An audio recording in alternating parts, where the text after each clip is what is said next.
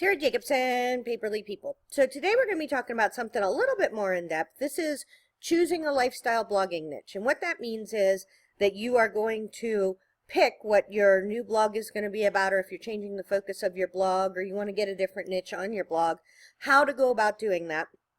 And I have, of course, going to go over the form so that you can see how to fill it out. But I'm also going to go into Google a little bit and show you some of how I did it, so that you can see that. And additionally, I have a blog post where I talk about this, and I'll include all that in the information that you get.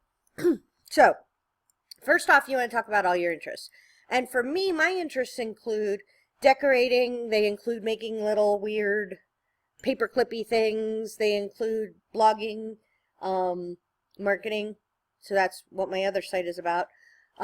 Planners, notebooks, note-taking, doing forums. So what I did was I wrote down all the things that I would be interested in, and I had an intersection in a lot of them with paper stuff, so I made it Paperly People. But you could find out maybe one or two. You don't want to get too broad, and you want to make sure that just because you like them all, it doesn't mean that everybody will associate them together. And then you're going to pick your main interest. So my main interest turned out to be planner forms. Right, or productivity forms. So I'm, of course, trying to rank for both productivity forms and planner forms. So what you want to do is put your main interest down. You can expand on it, maybe a couple of them. And then you want to do a search for competing blogs. And you want to see, are they good, right? So if there's a competing blog and they're not great, then you would just say no. Do they have a good social media presence? And then you want to start thinking about suggested keywords. And this is where we're going to start looking into a little bit about how to use Google to figure some of these out. So I'm going to start typing productivity,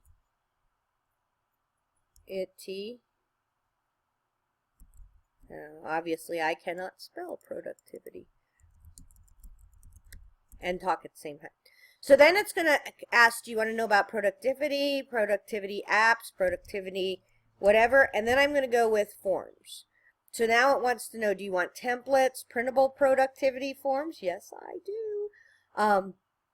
And then you would just do a search. And what you want to do for the figuring out your competition is you want to just go through and take a peek at these sites. So Daily Planet, free tools. I don't think his site is running this slow. I think it's because we're working on the computer, or maybe it does run this slow. So that would be something that would work against him, and I would be able to. This doesn't look like a great site, although he does have a lot of different forms. Now what you might, he's got a lot of different forms with just links. So this is probably pretty good. He's done a really good job, and that is something that mine might wind up looking like. And his is free tools, productivity, planning, and goals. So he's going to be a competition, right? That's something that we want to know. You're going to go through those. Then what you want to do is you want to do a search and see how many people have that. So this is about 150 million. So searching for productivity forms just by itself, competing with 150 million sites, I'm probably going to have a hard time, right? So the next thing you want to do is you want to put it in these little quotation marks. And what that does is it makes Google only put things that are in that productivity forms, and then it'll say productivity forms. So that's whether it's in the content, the description, or the information. And there's only 3,000 now, 2910. And 3,000 isn't horrible. There's that guy again. So what you need to know is this guy has spent years doing that, right? So he's worked really hard on that. And you're not going to come in on the first day and be on page 1 and beat this guy. But what you can do is you can try to make it so that you can kind of stack up all your related page 1 listings, and then they'll start to go, oh, her stuff is about productivity and she's got forms. And Google starts to do those kind of mathematics.